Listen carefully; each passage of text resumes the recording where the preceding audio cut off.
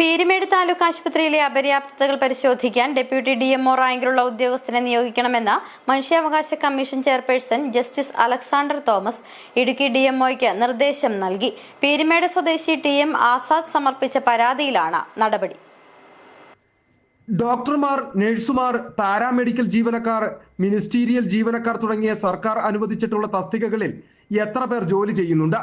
ഒഴിവുള്ള തസ്തികകൾ, അടിസ്ഥാന സൗകര്യങ്ങളുടെ അപര്യാപ്തത തുടങ്ങിയ കാര്യങ്ങൾ മനസ്സിലാക്കി ഡെപ്യൂട്ടി DMO ജില്ലാ മെഡിക്കൽ ഓഫീസർക്ക് റിപ്പോർട്ട് നൽകണം.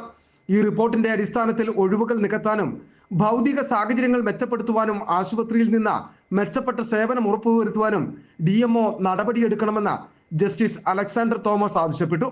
ഡോക്ടർമാരുടെയോ നഴ്സുമാരുടെയോ അധിക തസ്തിക ആവശ്യമുണ്ടെങ്കിൽ വിശദമായ അപേക്ഷ സർക്കാരിന് സമർപ്പിക്കണമെന്നും കമ്മീഷൻ DMOയ്ക്ക് നിർദ്ദേശം നൽകി. 2 മാസത്തിനകം നടപടികൾ പൂർത്തിയാക്കണമെന്നും കമ്മീഷൻ ആവശ്യപ്പെട്ടു. പീരുമേട് താലൂക്ക് ആശുപത്രിയിലെ പോരായ്മകൾ പരിഹരിക്കണമെന്നാവശ്യപ്പെട്ട് പീരുമേട് സ്വദേശി TM ആസാദ് സമർപ്പിച്ച പരാതിയിലാണ് നടപടി.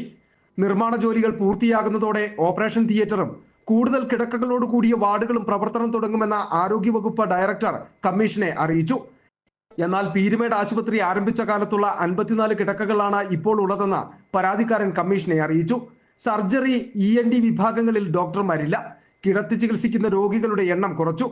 ഹെൽത്ത് സെന്ററിൽ നിന്ന് ലഭിക്കുന്ന സേവനങ്ങൾ പോലും താലൂക്ക് ആശുപത്രിയിൽ ലഭിക്കുന്നില്ലെന്നും പരാതിക്കാരൻ അറിയിച്ചു. പരിശോധനയും എത്രയും വേഗം നടത്തണമെന്ന് കമ്മീഷൻ നിർദ്ദേശിച്ചിട്ടുണ്ട്. City vision, Peermade.